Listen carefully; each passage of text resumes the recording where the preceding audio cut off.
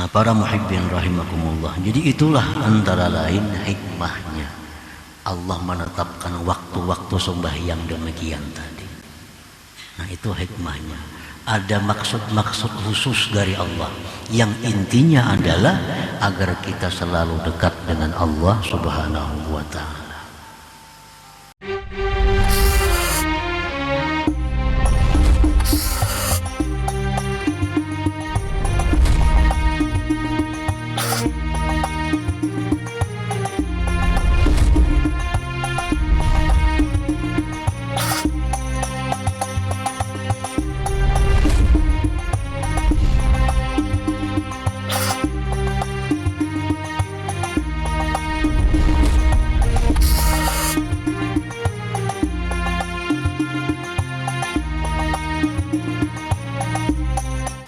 Bismillahirrahmanirrahim. Alhamdulillahilladzi ja'ala thawabal khamsi khamsin fadlan wa rahmatan minhu lil musallin. Ashhadu an la ilaha illallah wahdahu la syarika lahu rabbul alamin. Wa ashhadu anna sayyidana Muhammadan abduhu wa rasuluhu sayyidul mursalin. Allahumma salli wa sallim wa barik ala sayyidina Muhammadin as-sadiqil wa'dil amin wa ala alihi wa sahbihi wa tabi'in wa dhurriyyatihi wa atba'ihi ajma'in salatu wa salaman daimaini mutalazimaini ila yaumiddin, amma ba'du. Yang kita hormati dan kita cintai para habaib, para alim ulama, para muhibbin, hadirin hadirat rahimakumullah. Alhamdulillah, puji syukur kita haturkan kehadirat Allah Subhanahu wa ta'ala,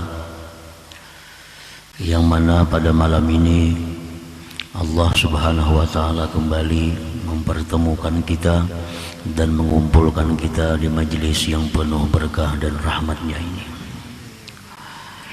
Salawat dan salam keharibaan junjungan kita, kekasih Allah Nabi besar Muhammad sallallahu alaihi wasallam dan keluarga, sahabat, zuriat dan pengikut beliau sampai hari akhir. Para muhibbin rahimakumullah, al-hikmatus sabi'ata asyrata ba'dal mi'ah min al-hikamil ataiyah. Qala al-Imam Ahmad ibn Athaillah as-Sakandari rahimahullah wa nafa'ana bi ulumihi wa asrarih.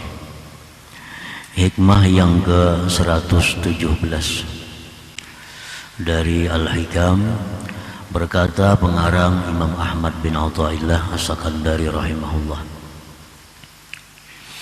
alima wujud ad-dha'fi minka faqallala a'dadaha wa alima ihtiyajaka ila fadlih fakassara amdadaha. Yang artinya, Allah Subhanahu wa ta'ala mengetahui akan adanya kelemahan daripada engkau wahai hamba, maka dia sedikitkan bilangan-bilangan sembahyang itu. Dan Allah mengetahui berhajatnya engkau wahai hamba kepada anugerah Allah, maka Allah perbanyak pahala-pahalanya sembahyang itu. Itulah makna hikmah yang ke-117 ini. Ayyuhal abdu alimallahu minka wujudad dha'fi wa takasulaka anha wa kasrata ishtighalika li ma'ashik faqallala adada salah khamsa salawatin fi kulli yawmin wa laylah. Wahai hamba, Allah mengetahui daripada engkau adanya kelemahan dalam diri engkau,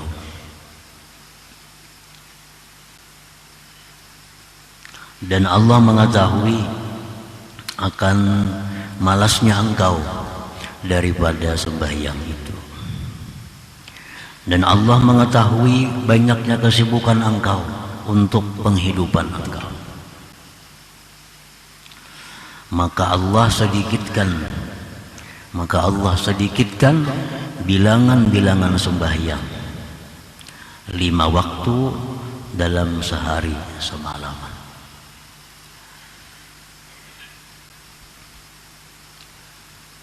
فَفَرَضَ عَلَيْكَ رَكْعَتَيْنِ فِي الصُّبْحِ وَأَرْبَعَ رَكَعَاتٍ فِي الظُّهْرِ وَكَذَا فِي الْعَصْرِ وَثَلَاثًا فِي الْمَغْرِبِ وَأَرْبَعًا فِي الْعِشَاءِ.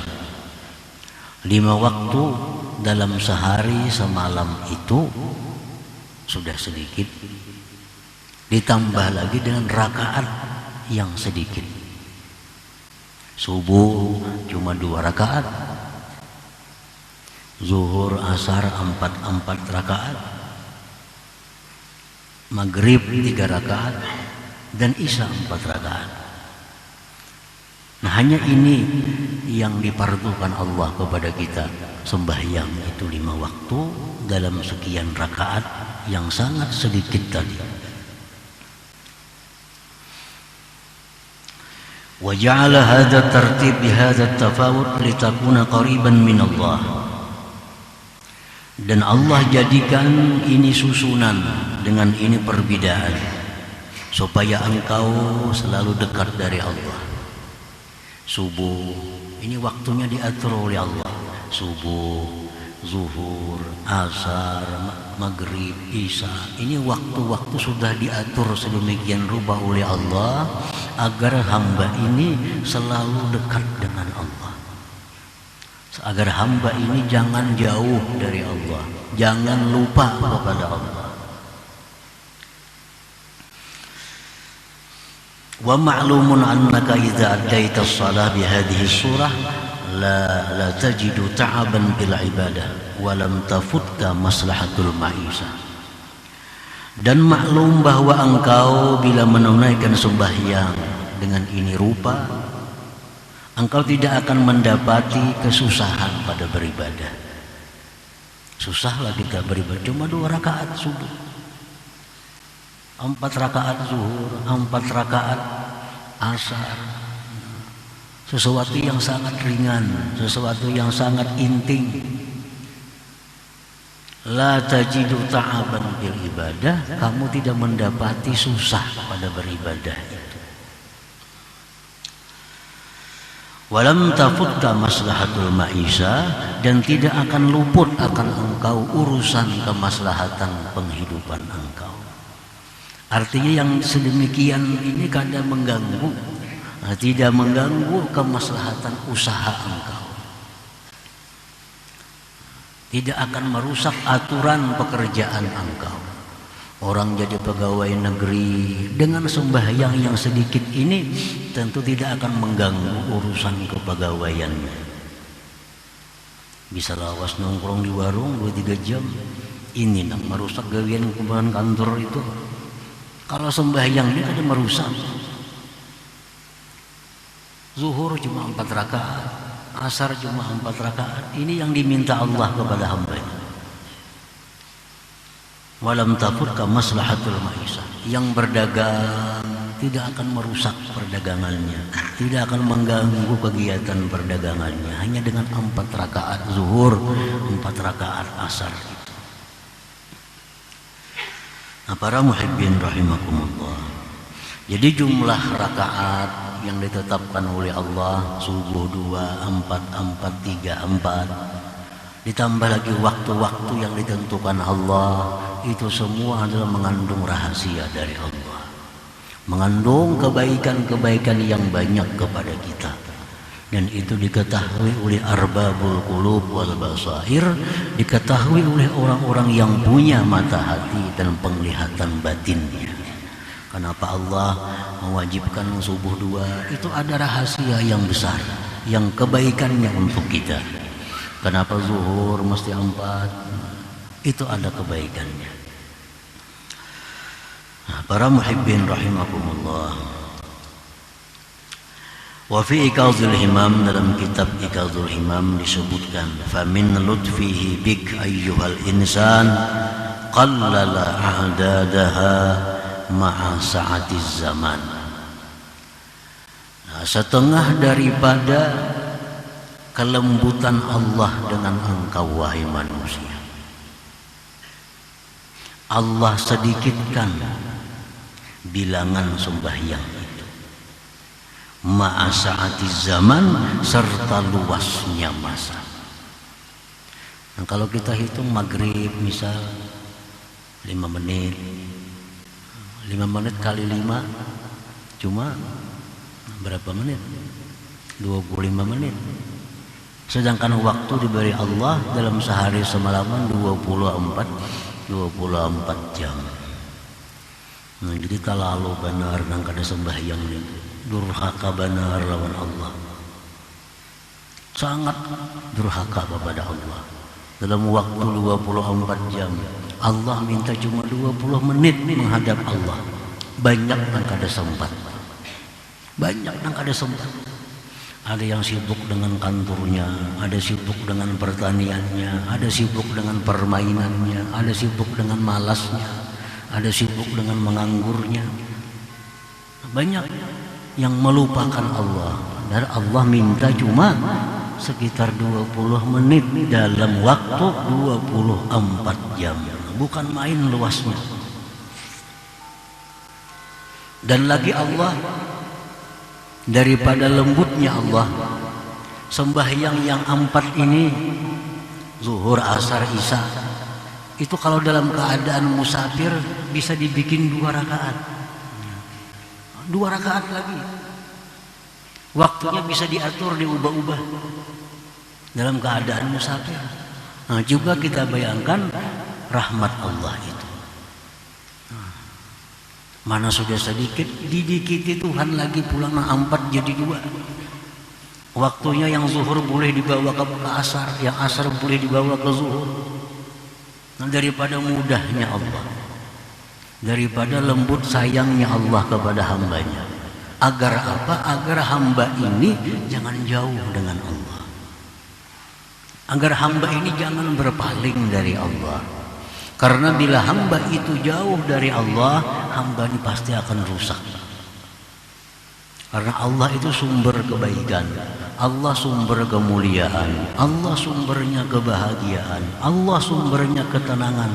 Kalau kita jauh dari sumber itu, kita akan susah. Nah, jadi Allah itu menghendaki, mengingini agar kita ini selalu dekat dengan sumber ketenangan, dengan sumber kekayaan, sumber kemuliaan. Nah, maka Allah wajibkan kepada kita sembahyang itu.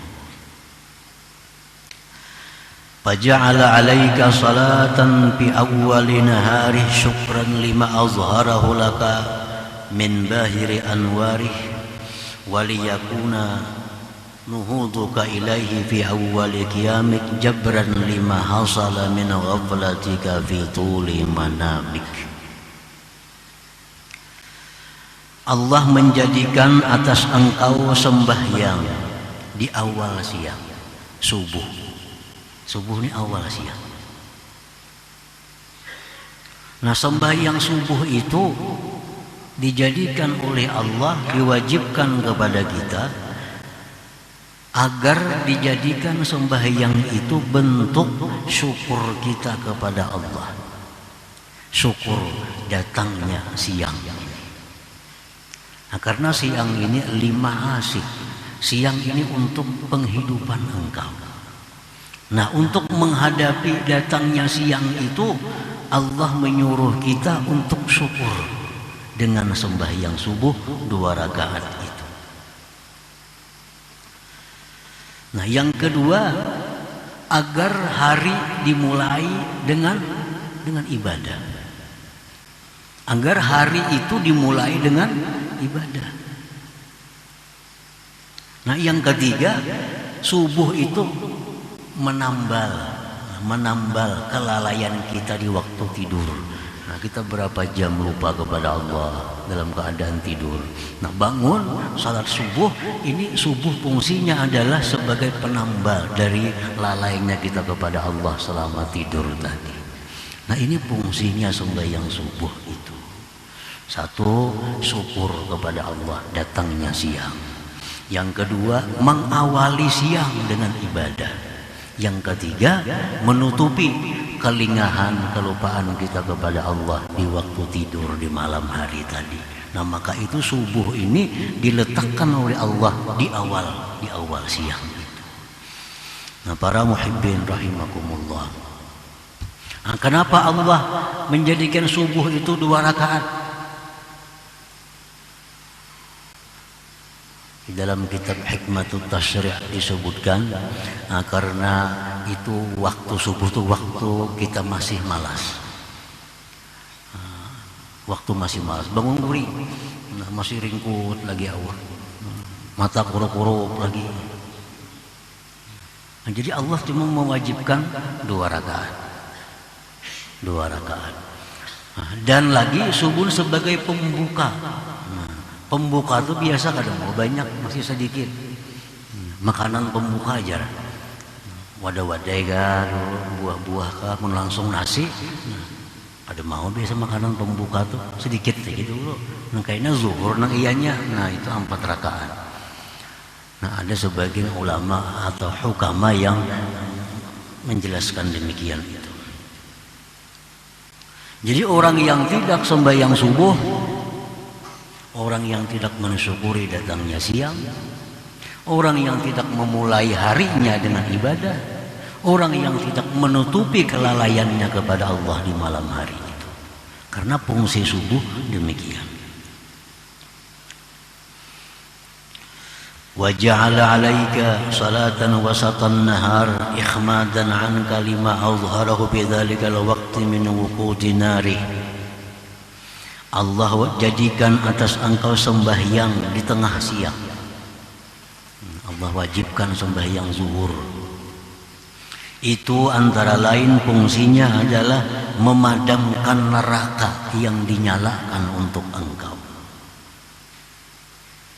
Nah, panasnya zuhur itu ujar Nabi min syiddati paihi jahannam, min syiddati paihi jahannam. Panasnya zuhur itu adalah merupakan bersangatan hembusan napasnya jahannam. Nah, padamkan jahannam itu dengan sembahyang 4 rakaat. Nah, para muhibbin rahimakumullah. Jadi orang yang meninggalkan sembahyang zuhur itu artinya orang yang nerakanya selalu bernyala untuk dirinya. Orang yang meninggalkan zuhur tentu orang yang sangat renggang dengan Allah. Sembahyang zuhur ini sembahyang yang sangat dirindukan. Sangat dirindukan karena Allah mewajibkan zuhur setelah 6 jam dari subuh. Nah, orang-orang yang cinta kepada Allah, orang-orang yang hubungannya sangat bagus kepada Allah merindukan datangnya zuhur karena lama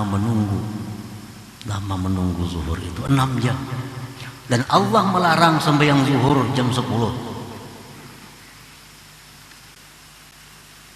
Karena sudah ada waktu yang ditetapkan oleh Allah. Jadi sembahyang zuhur sembahyang yang merupakan maksukul arifin, sembahyang yang dirindukan oleh orang-orang yang kenal dengan Allah Subhanahu wa taala.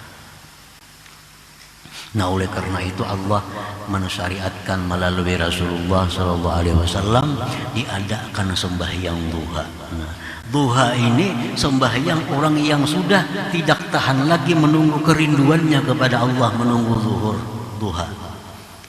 Yang mana abdal waktunya di 1/4 siang sekitar jam 9:30 atau jam 9. Nah, ini sembahyang menyangga ketika menyangga mengurangi kerinduan kepada Allah. Diadakan sembahyang duha sehingga hubungan kepada Allah selalu terhubung, selalu terjalin. Jangan jauh daripada Allah Subhanahu wa taala. Wa ja'ala 'alaika salatan qurban sirafin nahar liyakuna syahidan laka biwujudi ta'atika indal malikil ghaffar wa litashhada 'alaika malaikatur rahman bis-salah indal malikid dayyan. Kemudian lagi Allah menjadikan sembahyang, mewajibkan atas engkau sembahyang mendekati pulangnya siang. Ini siangnya hendak bulik. Kalau datangnya siang itu disambut dengan sembahyang subuh, maka buliknya siang ini diantar dengan sembahyang asar, dengan sembahyang asar. Nah, sembahyang asar ini adalah sembahyang yang disaksikan oleh malaikat. Malaikat khusus artinya. Karena pada waktu asar itulah malaikat naik ke hadirat Allah Subhanahu wa taala membawa amal ibadah hamba yang dilakukan pada siang hari. Nah, begitu malaikatnya naik kepada Allah, Allah yang Maha Tahu itu bertanya kepada malaikat, "Wahai malaikatku, bagaimana kau tinggalkan hamba-hambaku?" Malaikat menjawab, "Kami tinggalkan mereka dalam keadaan sembahyang asar." Nah, ini sembahyang yang disaksikan oleh malaikat. Nah, sembahyang asar ini menurut sebagian besar ulama merupakan sembahyang wusta, sembahyang yang paling afdal dari 5 waktu itu. Nah, sampai-sampai ada hadis Nabi yang mengatakan bahwa orang yang ketinggalan sembahyang asar ini adalah orang yang dihabiskan segala-galanya. Ini sembahyang asar. Artinya orang yang meninggalkan sembahyang asar ini mau berbuat apa saja. Ada orang membunuh anaknya.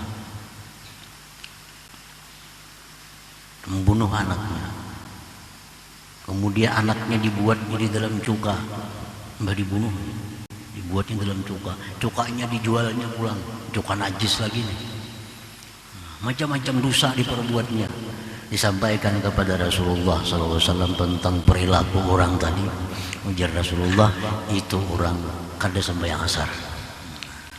Artinya orang yang tidak sembahyang asar, dia mau berbuat apa? Bisa membunuh, bisa menipu, bisa merampok, bisa apapun. Kalau orang yang meninggalkan sembahyang asar, ini sembahyang yang khusus daripada sembahyang lainnya. Jadi sembahyang asar ini diibaratkan hidup kita itu laksana sembahyang penutup. Orang yang selalu menjaga sembahyang asar, orang yang selalu menjaga sembahyang asar pada waktunya, itu ada semacam alamat bahwa orang ini adalah husnul khatimah. Ada alamat husnul khatimah. Orang yang melalaikan asar, orang yang kadang sembahyang, kadang-kadang, orang yang kadang-kadang melewatkan asar dari waktunya, nah ini tanda-tanda orang ini su'ul khatimah. Karena asar ini penutup hari, penutup siang. Kalau penutup itu bagus, maka penutup umur kita pun bagus. Ini asar. وأوجب عليك صلاة بأول زمان الليل استفتاحا لذلك الزمان بوجود طاعته كما استفتحت أول نهارك واستحفاظا لما يتوقع من عجائب الليل. Kemudian lagi Allah wajibkan atas engkau sembahyang di awal masa malam. Nah, awal masa malam Allah wajibkan lagi sembahyang kita maghrib. Ini sembahyang adalah iftitah zamanil lail, pembuka malam. Karena begitu azan maghrib itu masuk malam. Mulai malam itu mulai maghrib gitu. Nah, jadi malam ini dimulai dengan sembahyang, dimulai dengan taat kepada Allah. Malam itu dimulai dengan ibadah. Dan lagi sembahyang maghrib itu fungsinya adalah sebagai minta penjagaan kepada Allah daripada hal-hal yang terjadi di malam hari. Nah, kalau malam itu ada hal-hal yang kejahatan, biasa malam itu datangnya bala bencana, biasa malam datangnya musibah. Nah, sembahyang maghrib ini fungsinya adalah merupakan minta perlindungan kepada Allah daripada apa yang akan terjadi di malam hari itu. Summa lamma aradta an tanama an sayyidik wa taghfula an rabbik wa tatamatta'a bi firashik amaraka an tudi'ahu bi hudurik ilaih wa ayyakuna akhiru ahdika bih wujuda ta'atik. Kemudian manakala engkau hendak tidur, engkau hendak meninggalkan Tuhan engkau, engkau hendak bersenang-senang dengan hambaran engkau, Allah wajibkan engkau sembahyang Isya 4 rakaat. Ini sebagai sembahyang perpisahan engkau dengan Tuhan engkau. Sembahyang Isya-nya 4 rakaat. Karena imba Isya ini bakal guring. Isya penutup sembahyang malam. Nah, habis Isya ini kita bakal guring, kita bakal lupa kepada Allah. Jadi sebelum kita guring, sebelum tidur, sebelum lupa kepada Allah, ucapkan dulu perpisahan kepada Allah melalui sembahyang Isya itu. Nah, para muhibbin rahimakumullah. Jadi itulah antara lain hikmahnya Allah menetapkan waktu-waktu sembahyang demikian tadi. Nah, itu hikmahnya. Ada maksud-maksud khusus dari Allah yang intinya adalah agar kita selalu dekat dengan Allah Subhanahu wa ta'ala. Wa 'alima ihtiyajaka ila fadlih fakassara amdadaha, dan Allah mengetahui berhajatnya engkau kepada anugerahnya, maka dia perbanyak amdadaha ay sawabaha, pahalanya. Allah tahu bahwa kita ini butuh pahala yang banyak. Manusia itu perlu kepada pahala yang banyak.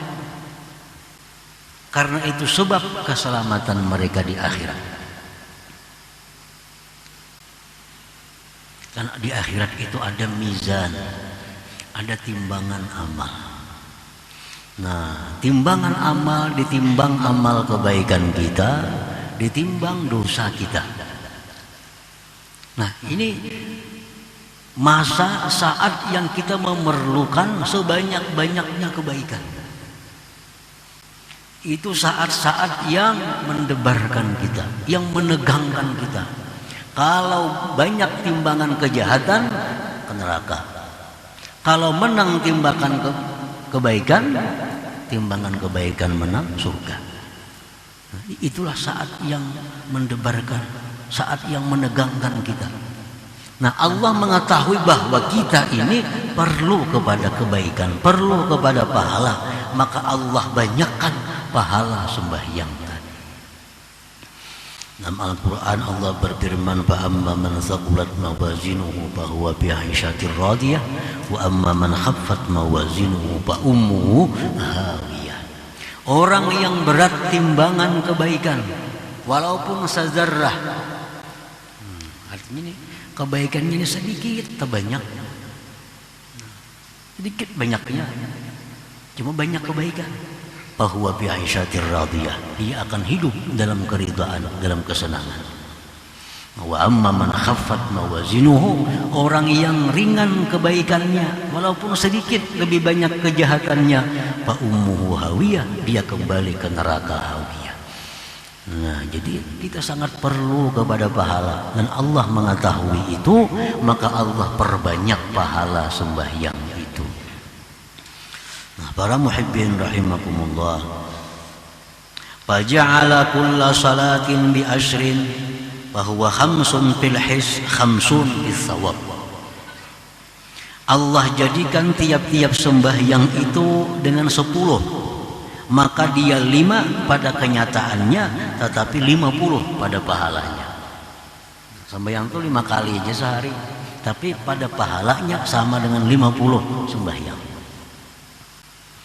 Wa idza fa'alta bil jamaah kanat kullu wahidatin bi 25. Nah, bila sembahyang tadi berjamaah, sembahyang berjamaah, maka itu menjadi 25 kali.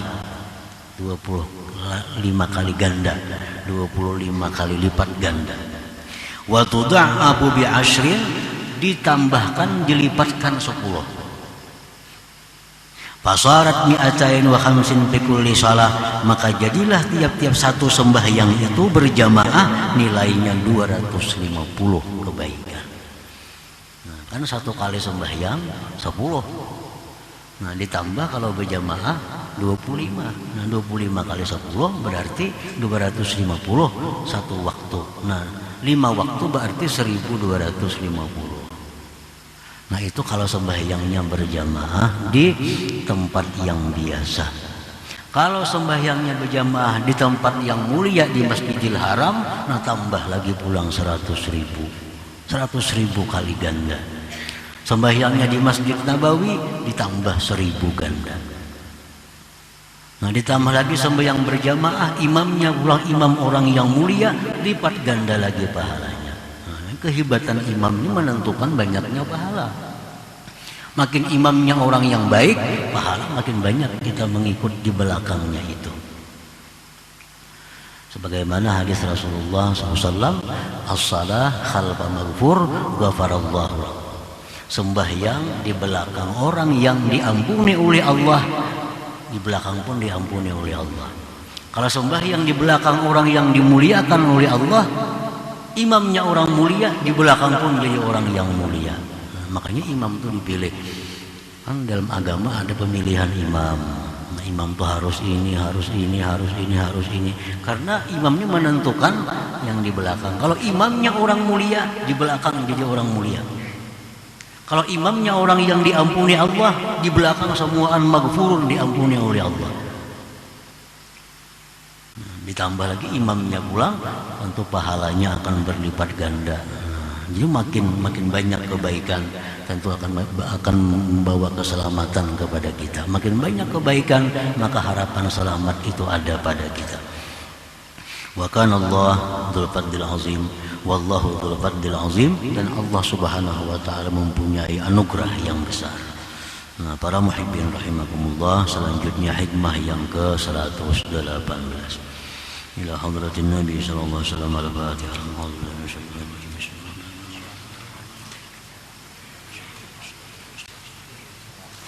صراط الذين أنعمت عليهم غير المغضوب عليهم ولا